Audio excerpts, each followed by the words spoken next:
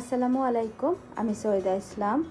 Tuna মাছের যে কাবাবটা তৈরি করি টুনা ইন ওয়াটার লেখা ক্যান দিয়ে, সেই ক্যানের মাছ দিয়ে আমি কাবাবের পাশাপাশি একটা মিক্সড ভেজিটেবলও তৈরি করে থাকি, আর যেটার রেসিপি আপনাদের সাথে আজকে শেয়ার করছি।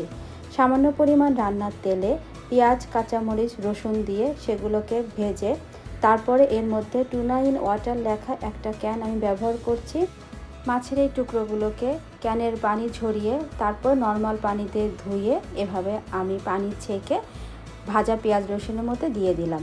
এবার চুলার হিটটা মিডিয়ামে রেখে 3 থেকে 4 মিনিটের মতো সময় নিয়ে মাছের মধ্যে যে পানি আছে সেটা এভাবে নেড়েচেড়ে ভেজে শুকিয়ে নিলাম। এবার দিয়ে দিচ্ছি পেঁপে সিদ্ধ আর আধা সিদ্ধ করা ব্রোকলি আর গাজর। পেঁপে নিয়েছি 1 কাপ, আধা কাপ ব্রোকলি আর 1/3 কাপ আছে গাজর কুচি। সবজির পরিমাণের সাথে সাথে মাছের পরিমাণও বাড়াতে হবে। ফুলকপি, যে কোনো টাইপের বিনস, ক্যাপসিকাম, বাঁধাকপি এগুলোও ব্যবহার করা যাবে। পরিমাণ মতো লবণ আর ঝালের অনুপাত করে গোলমরিচের গুঁড়া দিয়ে দিলাম। রান্নার এই পর্যায়ে চুলার হিট হাই ফ্লেমে করে দিয়েছি। এবার 2 টেবিল চামচের মতো সুইট পেপার কুচি দিয়ে দিলাম।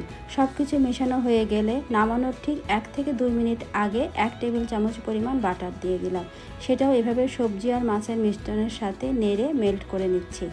এবার চুলা বন্ধ করে দিয়েছি আর 1 টেবিল চামচ পরিমাণ লেবুর রস দিয়ে দিলাম। রুটি, পরোটা, পোলাও, ভাত সব কিছুর সাথেই মানানসই এই খাবার। আবার কেউ চাইলে ভাতের পরিবর্তে ফুল একটা মিল হিসেবেও ব্যবহার করতে পারেন।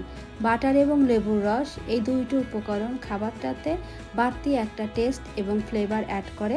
এই ছিল আমার আজকের রেসিপি।